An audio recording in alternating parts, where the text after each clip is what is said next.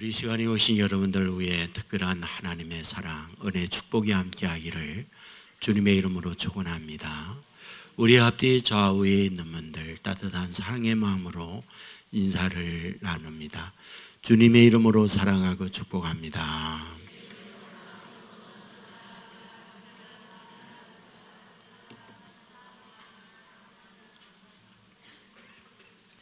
감사합니다. 무무라고 하는 중국의 작가가 있습니다. 사랑을 배우다 당신에겐 이런 사람이 있나요? 이런 책들을 한국에 소개했습니다. 최근에 행복이 머무는 순간들이라는 제목으로 출간이 됐습니다. 여기에 나오는 내용의 한 부분을 소개해드리고 싶습니다. 중국의 한 청년이죠. 회사에 다니는 일반 직장인입니다. 근데 그 회사 동료 가운데에 아주 미모가 출중한 직원이 하나 있었습니다. 마음에 그 여인에 대한 동경이 있었지만은 먼저 말하기엔 어디엔가 쑥스러워서 얼마 동안을 이럭저럭 지내고 있을 때 그 여인이 자기에게 이야기합니다. 내일이 내 생일입니다. 내 생일 잔치에 혹시 올 수 있나요? 안 갈 이유가 없죠. 마음에 너무 깊었습니다.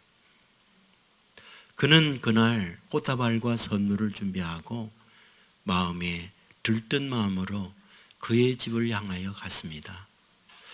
멀지 않는 곳이었기 때문에 자전거를 타고 가고 있었죠. 근데 사실상은 그의 집의 위치 정확하게 알 수가 없었어요. 가는 도중 전화를 들었어요. 통화가 됐습니다. 가고 있습니다. 주소를 알려주세요. 주소를 적으려는 순간 전화가 끊어졌어요. 그것은 전화기의 배터리가 다 된 거죠.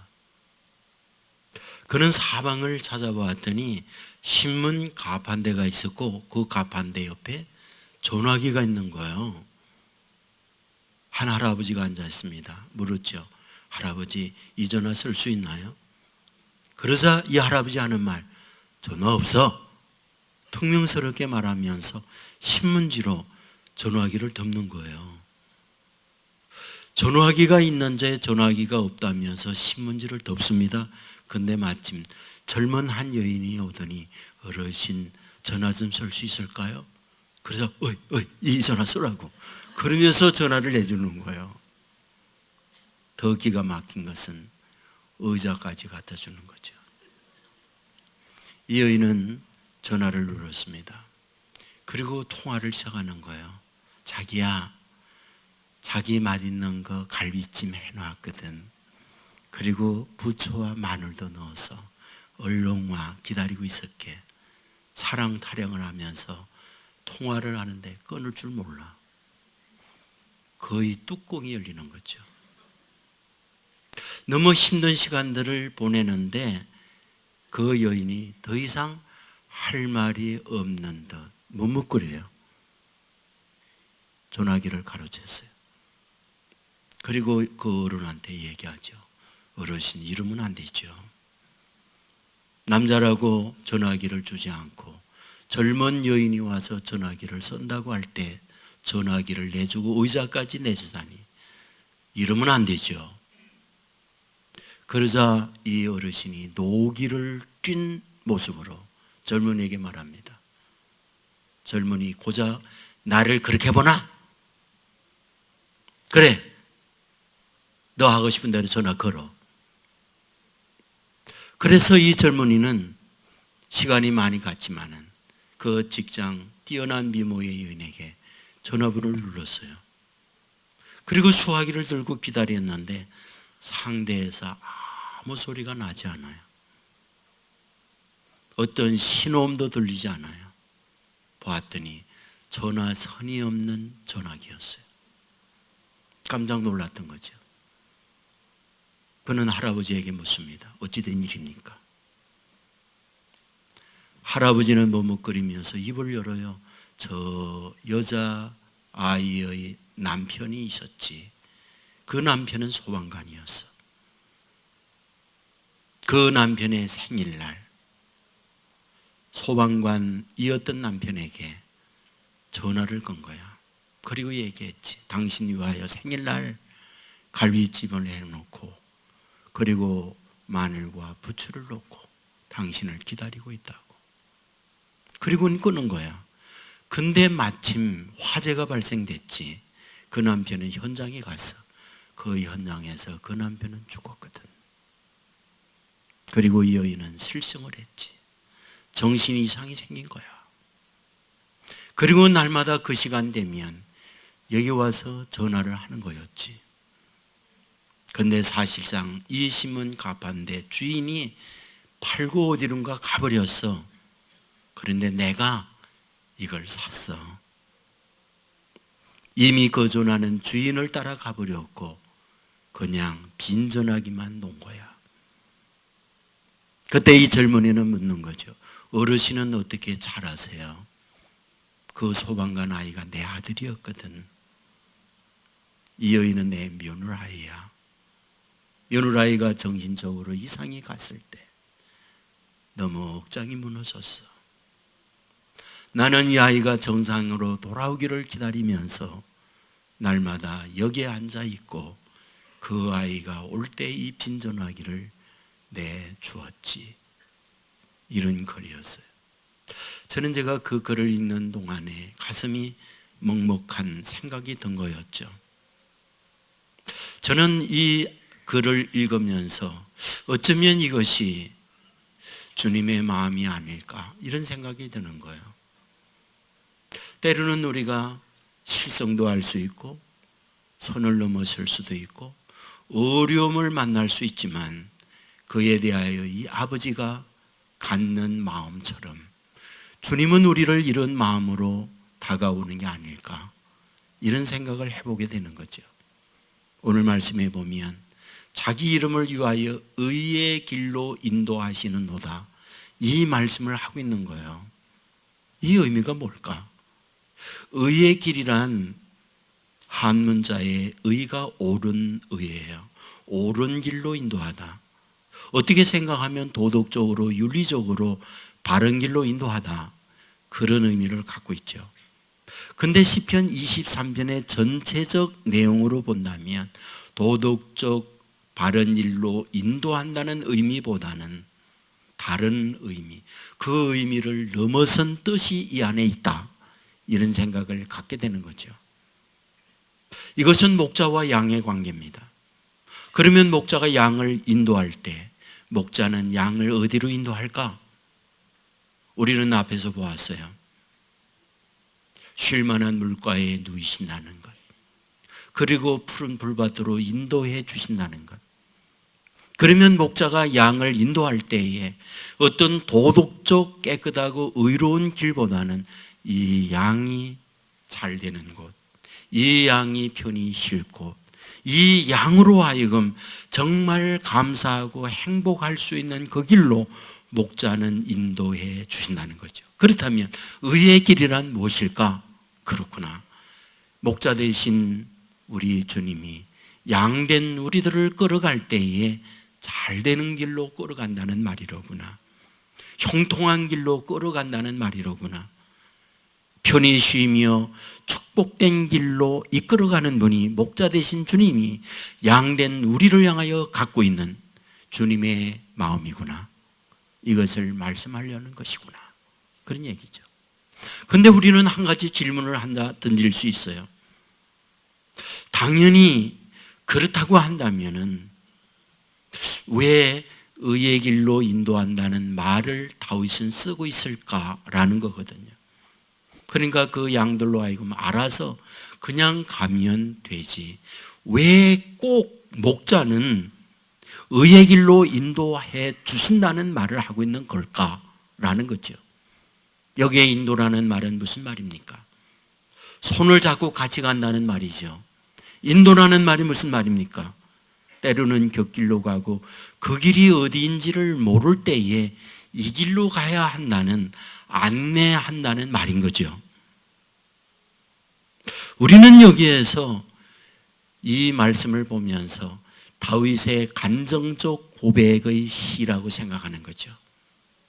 다르게 변하면 하나님께서 이 다윗을 늘상 함께 의의 길로 인도해 주심에 대한 다윗의 간정의 고백이 이 말씀 안에 있다라는 말씀이죠. 여러분, 지난주 여러분에게 말씀했어요. 성경에 다윗이 처음으로 등장한 곳이 어디라고요? 사무엘이 이새 집에 와서 이새 아들 가운데에 기름 부으려고 할 때 다윗의 이름이 처음 등장하고 있다는 거예요. 여러분, 사무엘이 자기에게 기름 부은 걸 그때 그는 경험을 해요. 그러면서 그는 어떤 생각을 하고 있었을까요? 그는 어릴 때부터 성장을 하면서 형들과 비기 속에 나는 형만 못하구나 하는 걸 알았어요. 그런데 형만 못한 자기에게 하나님은 사무엘을 통하여 기름 부을 때 하나님은 못난 나를 사랑해 주는구나, 부족한 나를 하나님은 선택해 주었구나, 그거를 어릴 때부터 다윗은 알고 있었어요. 여러분, 기름 붓고 난 이후에 그의 인생은 만사 형통이었나요? 어떻게 생각하면 만사 불통이었어요.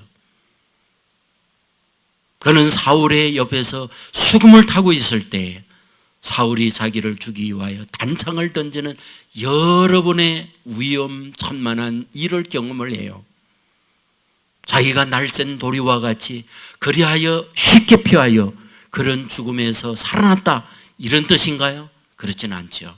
하나님이 보호하고 자기를 도와주심으로 위기 가운데서 살도록 만들어 주었구나, 그거를 자기는 알아요. 여러분, 그 결정적 그런 고백을 할 수밖에 없는 상황이 어디입니까? 우리가 알듯 그는 도망자가 되잖아요. 들판 그 광야에서 추위에 뜰 때, 맹수의 위협이 있을 때 하나님이 자기를 보호해 줬다는 걸 그는 알아요. 여러분, 성경을 보면 성경은 어떻게 기록하고 있습니까? 그 지역의 그 나라에 버림받았던 많은 사람들이 자기를 따랐어요. 성경은 뭐라고 기록하고 있느냐? 환난당한 모든 자, 빚진 모든 자와 마음이 원통한 자가 다 그에게로 모였고, 세상에 으르주와 같은 존재, 버림받은 존재, 빚 많고 환난당하고 병들고 쓰레기와 같은 존재라고 사람들에게 인정받지 못하는 그들 600여 명이나 되는 사람이 따랐어요. 문제는 그들이 다윗을 돕는 자가 아니라 혹덩어리죠. 짐덩어리죠. 여러분 알잖아요. 전국에 현상수배했던 것. 그러므로 자기 나라에 살 수 없었던 다윗은 국경을 넘어요.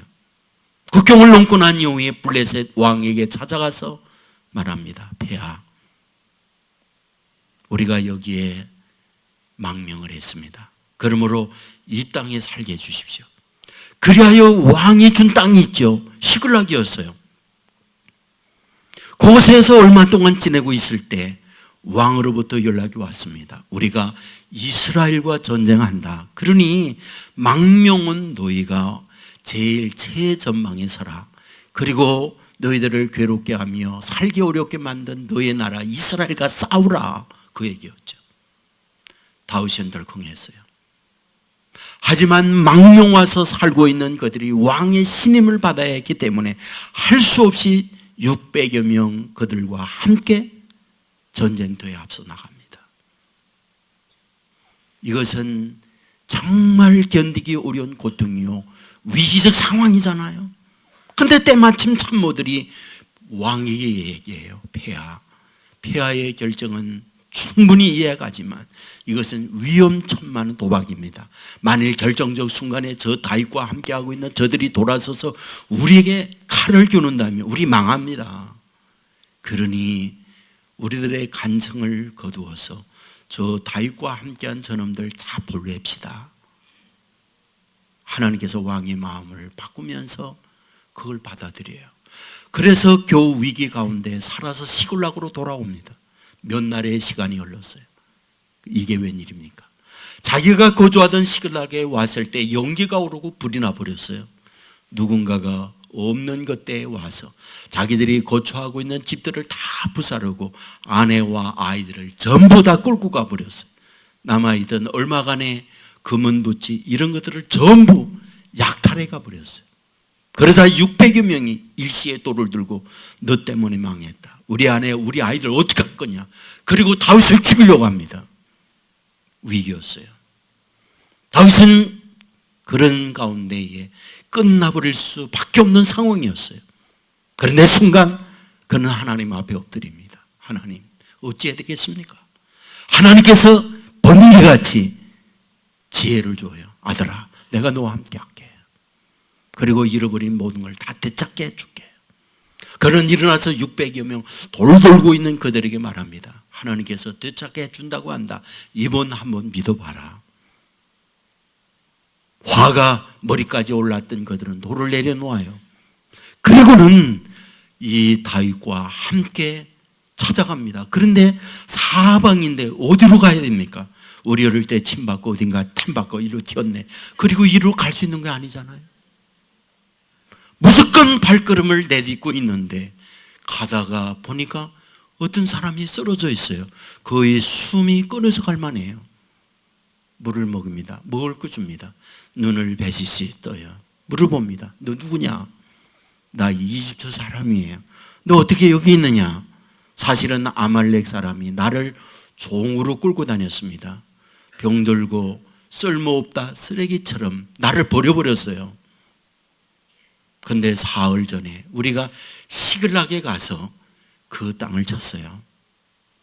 여인들과 아이들을 전부 인질로 잡고 가지고 있던 검은 보화 모두 다 약탈해가지고 가고 있었죠. 바로 다윗과 함께 머물던 자기 땅을 친 거예요. 물었습니다. 그러면 그들이 어디 갔느냐? 안내합니다. 바로 너머 동네 가 있다고. 그곳에 갔더니 그들은 거기에서 약탈한 걸 기념하면서 잔치를 베풀고 고기와 또 술을 마시면서 대잔치가 벌어진 거예요. 그날 밤을 기다리고 그 새벽에 다윗과 함께한 600여 명이 그를 급습을 해요. 그리고 그들을 다 섬멸하고 빼앗겼던 아내 그리고 자녀들 되찾고 그리고 금은보화를 다시 되찾아 오게 되죠. 여러분, 여기에서 우리에게 뭘 보여줍니까? 하나님께서 다윗을 사랑하는 거예요. 하나님께서 의의 길로 인도해 주시는 거예요. 이것은 엄청난 하나님의 축복이잖아요. 그 삶의 모든 순간순간 어렵고 힘들 때 하나님께서 개입하셔서 자기의 인생을 여기까지 인도해 준 거잖아요. 그렇다면 다윗은 어떻게 살아야 됩니까? 감사하지요. 하나님께 늘 변함없는 믿음으로 하나님을 섬겨야 되는 거죠. 그런 34가 되었을 때 왕이 돼요. 왕이 되고 난 이후에 만사 형통했는가? 무사 태평했는가? 그렇진 않아요. 크고 작은 수많은 전쟁들이 계속 있었어요. 이번에도 전쟁을 벌이고 있을 때에 자기는 왕이니까 전쟁터에 나가잖아요. 요압 장군이 야전관 사령관으로 병사를 이끌고 전투를 벌입니다.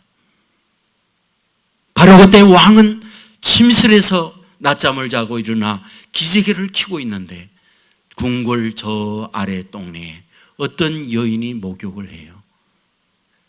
볼 때에 그와 같이 뛰어난 미모가 있을 수가 없어요. 신하에게 물어봅니다. 누군지 알아봐라. 보고합니다.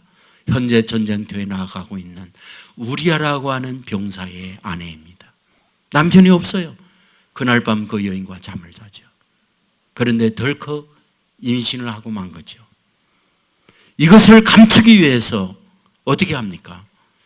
전쟁터에 싸우고 있는 그 우리아를 위하여 요압 장군에게 편지 보냅니다. 그 우리아 포상 휴가 보내도록 해라. 포상 휴가증 가지고 집에 가야 되는데 집에 가지 않아요. 그날 밤에 그 궁궐 경비대와 함께 보초를 서요. 이유가 뭡니까? 내 전우들 목숨 걸고 생명이 오고 가고 하는 이 마당에 나 혼자 포상 휴가라고 집에 갈 수 있느냐? 나 갈 수 없다. 그리고는 보초를 친 거예요. 세상에 이런 사람이 어디 있어요? 다음날 왕에게 이 보고를 합니다. 왕은 그날 저녁에 다시금 우리아를 대연을 베풀고 술을 만취하도록 마시게 하잖아요. 술기운이 집에 가라고. 그러나 그날 밤도 내 전우는 목숨 걸고 싸운다. 나 혼자 갈 수 없지, 잘 수 없지. 그리고는 경비대들과 함께 왕을 지키는 그 보초를 또 섭니다. 왕은 포기하죠. 그리고 편지를 써서 손에 들려 요압 장군에게 보냅니다. 편지 내용이 뭡니까? 이 사람 최전방에 배치해라. 그리고 전쟁이 극렬하게 벌어지고 있을 그때 바로 이 우리야만 놔놓고 모든 병사 작전상 후퇴를 시켜라. 그리고 그 전투에서 전사하도록 만들라. 결국 우리야는 죽어요. 여러분, 오늘 우리의 상황이라면 이런 왕 탄핵이 아니라 완전히 능지처참을 해야죠. 세상에 이런 왕이 어디 있습니까? 하나님은 속일 수 없죠. 사람은 속일 수 있지만 하나님은 속일 수 없죠. 하나님은 어떻습니까?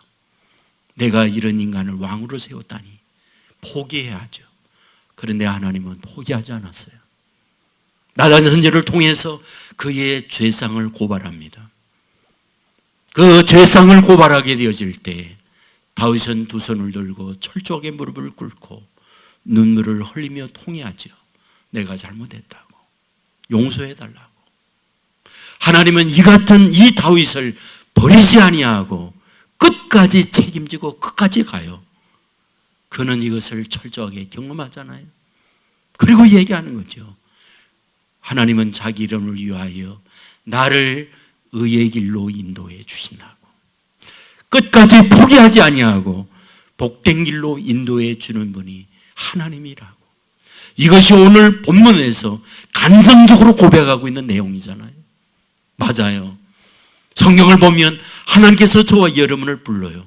불러주신 하나님의 자녀에 대하여 어떤 상황, 어떤 형편에 있다 할지라도 포기하지 아니하는 분이 하나님이라는 거예요.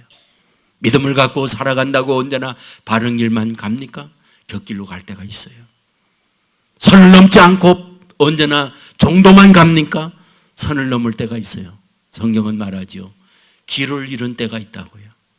그런데 포기하지 아니하고 되찾아가서 그 양을 구덩이에서 건지고 길 잃어 방황하고 있는 그를 먹게 메고 다시금 돌아와 의의 길로 인도하는 분이 선한 목자 되신 주님이다.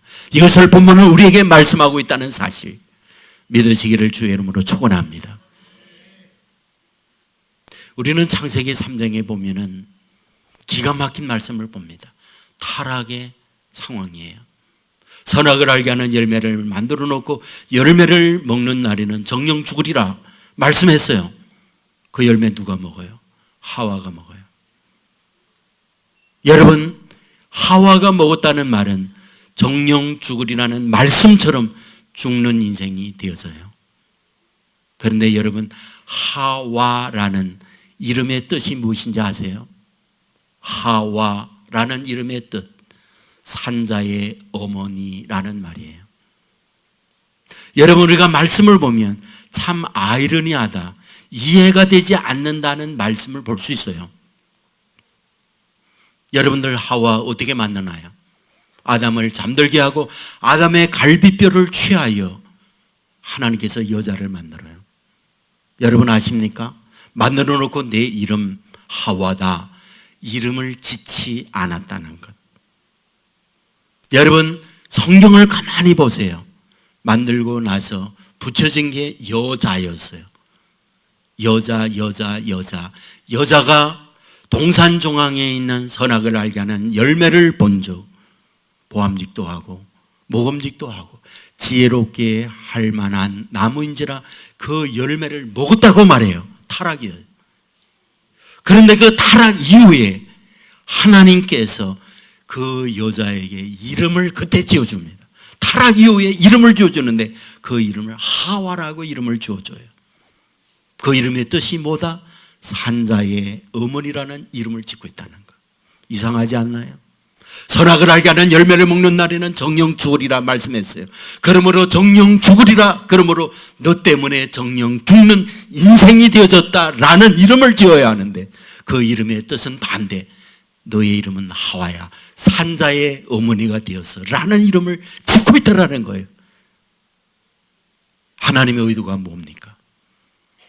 도대체 하나님에서 갖고 있는 생각이 무엇기에 선악을 알리하는 열매를 먹음으로 말미암아 타락을 가져왔고 정령 죽는 존재가 되어졌는데, 이름은 그 반대 하와 산자의 어머니라는 이름을 지어주고 있다는 거예요. 뭡니까? 포기하지 아니하는 하나님. 비록 내가 선을 넘었지만은, 비록 내가 타락하여 죄를 지었지만 너 때문에 산자가 되어져 너의 후손을 통하여 뱀의 머리를 상하게 하고 너의 그 후손을 산자가 되게 하는 산자의 어머니로 만들어 주는 거야 라는 것이 아버지가 하와의 이름을 지어주면서 갖고 있는 하나님의 생각이라는 거예요. 뭐예요? 포기하지 아니하는 하나님. 여러분, 예수님께서 십자가에 못 박혀 돌아갈 때 가상 7은에 대한 말씀을 지난주에 한번 해드렸어요. 그 가운데 하나가 또 무엇입니까? 엘리 엘리 라마 사막다니 하시니, 이는 하나님이여 하나님이여 어찌하여 나를 버리시나이까 하는 뜻이라고 했어요. 여러분, 이 의미가 뭡니까? 십자가상에서 못 박혀 돌아가면서 엘리 엘리 라마 사막다니 하시니, 하나님이여 하나님이여 어찌하여 나를 버리시나이까. 하나님과의 관계가 끊어진다는 말이잖아요. 여러분, 하나님 자신이, 하나님의 아들인 예수님이 하나님과의 관계가 끊어진대요. 어떤 의미입니까? 여러분, 하나님과의 관계가 끊어져 있는 수많은 사람들을 이어주기 위하여 자신의 관계는 끊다라는 뜻이에요. 무슨 뜻입니까? 타락하여 끊어진 우리를 하나님과 연결하기 위하여 자신은 끊고 있다. 여러분, 가끔 등산하는 사람들, 암벽을 타는 사람들, 자일을 타고 있을 때 자일이 바람에 흔들리면서 자일이 꼬이거나 어떤 자일이 끊어지게 되어질 때 위험천만한 사고들을 영상에서 본 일이 있잖아요. 한 자일에 2명이 매달려 있고 그 2명의 무기가 무거워서 자일은 서서히 끊어져 가고 있고, 결국 누군가가 한 사람이 그 자일을 끊어야만 한 사람이 살고 될 때에 그 자일을 끊는 사람이 있잖아요. 살리기 위하여. 어쩌면 우리 주님께서 저와 여러분을 살리기 위하여 자신의 줄을 끊는 거죠. 엘리 엘리 라마 사막다니, 그게 바로 그거라는 거죠. 하나님이여 하나님이여 어찌하여 나를 버리시나이까. 하나님과의 관계가 끊어지는 거죠. 왜? 우리를 연결하기 위하여. 무슨 뜻입니까?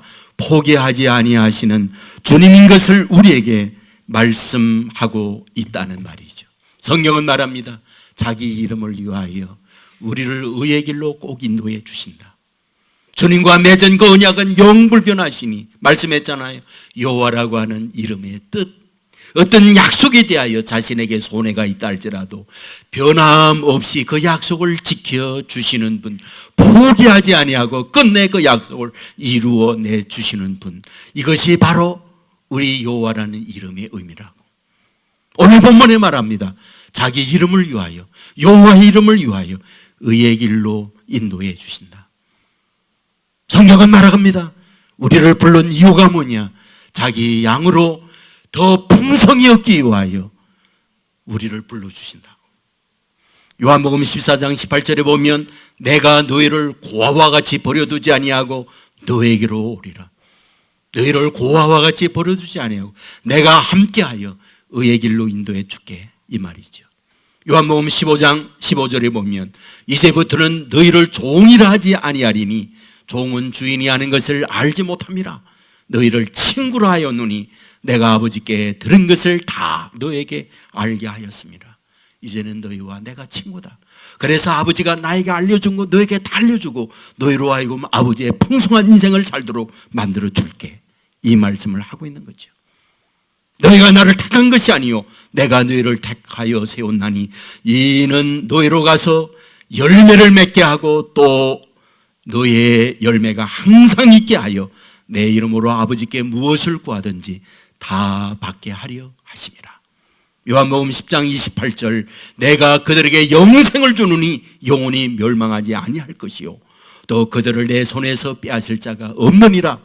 그들을 주신 내 아버지는 만물보다 크심에 아무도 아버지의 손에서 빼앗을 자 없으리라. 택하여 준 바 하나님께서 하나님의 자녀로 삼아준 자에 대하여 빼앗을 자 없도록 반드시 의의 길로 가도록 만들어 주겠다. 이 말씀을 하고 있다는 말이에요. 언제나 착하고 바른 길 가기에 너로 하여금 그 길 가도록 해준다는 말이 아니라는 거죠. 인도해 줘야만 할 존재, 너희를 내버려 두면 곁길로 가고 또한 공동체에서 이탈하기도 하고 구덩이에 빠지기도 하고 사망의 음침한 골짜기에 이룰 수도 있다는 거예요.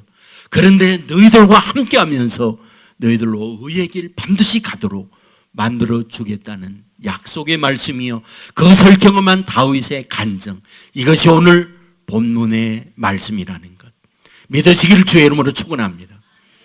한국에 소개된 목사님 가운데에 최안이라는 분이 있어요. 한국 이름은 안재호입니다.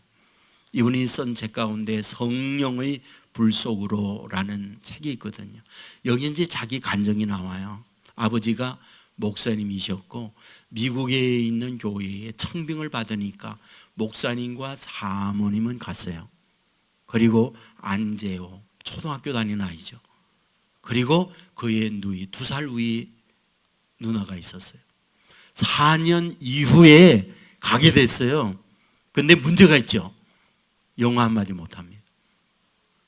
거기다가 백인 학교에 동양인으로 가다 보니까 영어 못하지, 거기에다 동양 아이가 왔지. 그러니까 이 유럽 사람들, 서양 사람들이 동양 사람들을 놀리는 비하하는 말이 있어요. 차이니즈, 중국인이라는 말이거든요. 근데 중국인이라는 말의 단순함이 아니라 그 가운데 눈이 찢어진 이런 뜻이거든요.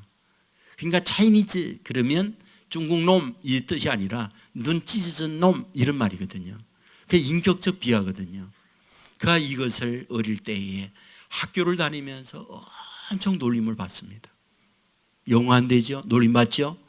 거기다가 집에 오면 공부 못하고 적응 못한다고 아버지 엄마한테 엄청 스트레스 받죠? 누나는 2살 위라고 금방 영어도 잘해요. 어울리기 잘해요. 그러다 보니까 이 아이의 청소년기란 불운해요. 슬퍼요.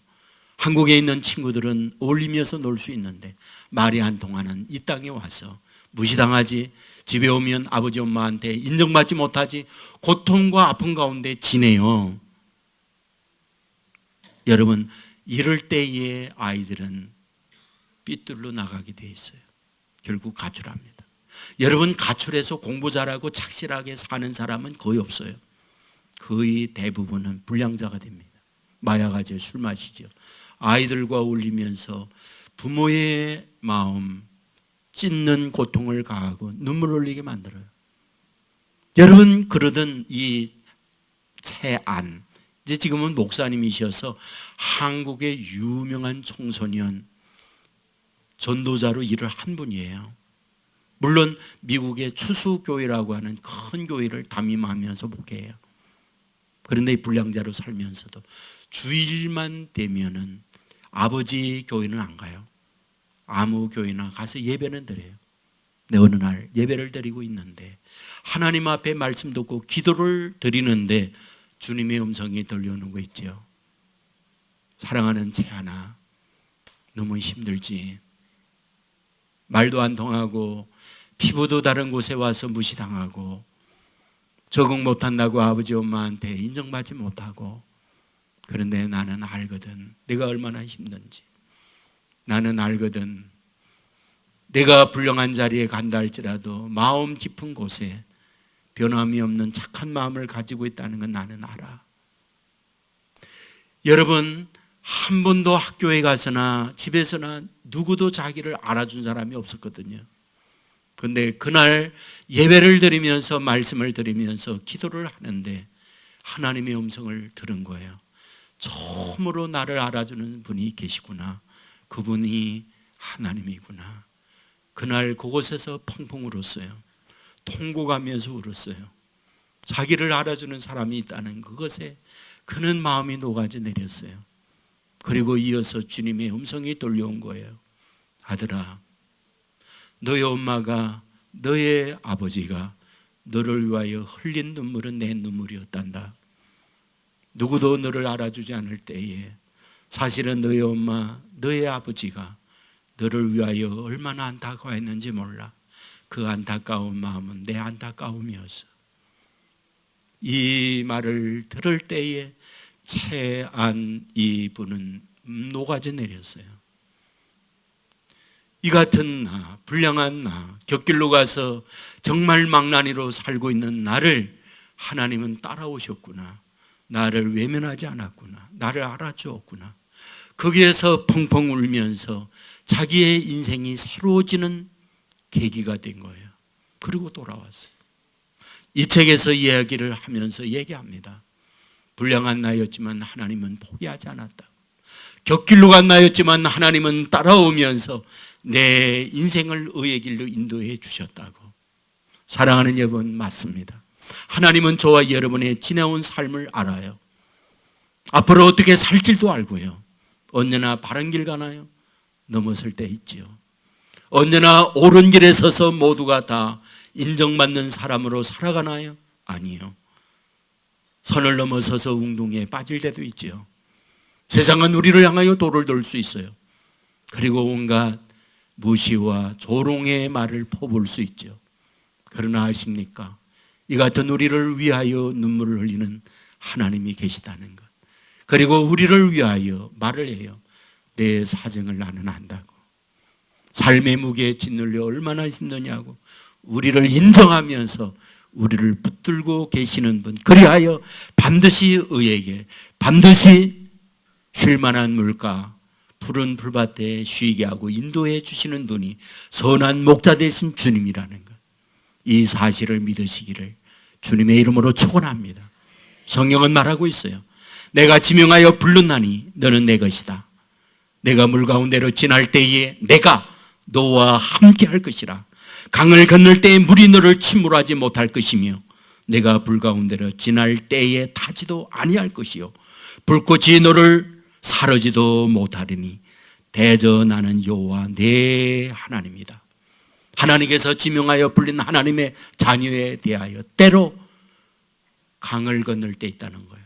그러나 강물이 너를 침몰하지 못할 것은 내가 그때 너와 함께 해줄게. 때로 인생길에 불 가운데 지날 때가 있대요. 그런데 불이 너를 사르지 못할 것이니 왜? 불 속에 내가 함께 해줄게. 이 말씀을 하고 있는 거예요. 맞습니다. 우리가 인생길을 가면서 언제나 평탄한 대로만 갈진 못해요. 때로 우리가 믿음을 갖고 살면서도 정도 좌루나 우루나 치우침이 없는 걸음으로 가야 하는데 그렇지 못할 때 있어요. 다윗도 그렇지 않았나요? 넘어졌어요. 선을 넘었어요. 그런데 하나님은 포기하지 않았어요. 그를 매질해서라도 돌아서게 만들고 의의 길로 끌어갔어요. 반드시 잘 되는 길로 택한 주의 자녀들을 데리고 가더라는 거예요. 이 하나님이 우리 하나님입니다. 저와 여러분의 하나님이라는 사실을 믿으시기를 주의 이름으로 축원합니다. 그렇게 인도하셨던 주님, 저와 여러분들도 변함없이 끌어가는 주님이라는 사실 믿으시기를 주의 이름으로 축원합니다. 그분께 엎드리고 그분께 내 인생을 맡기고 그분에게 손을 내밀면 그 손을 잡으시고 때로 웅덩이에 빠졌을 때 건져내 주실 줄 믿습니다. 선을 넘었을 때 그 선에서 다시금 이탈한 우리를 끌어사 푸른 초원 쉴만한 물가 그리고 의의 길 잘된 길로 반드시 인도해 주신다는 것을 믿으시고 이 하나님의 인도를 받아 아버지 앞에 과연 너의 길로 인도해 주셨다고 고백 간증을 하며 살아갈 수 있는 저와 여러분의 삶이 되기를 주의 이름으로 축원합니다. 우리 모두 자리에서 일어나겠습니다.